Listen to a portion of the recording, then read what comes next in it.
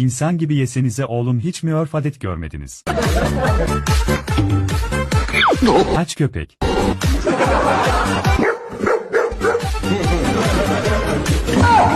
Köpeği zorla hayvanlaştırdılar. Ben bu oyunu bozarım dedi ve yaptı. Hayvan gibi şey yapıyorsunuz ya. Girmeyin hanıma, hepinize de bir de... Ya kıyamam, o hızla soğan yedi. Yiğit muhtaç olmuş kuru soğana. Köpeği zorla hayvanlıktan çıkardınız. Hayır, köpeği zorla insanlaştırdılar.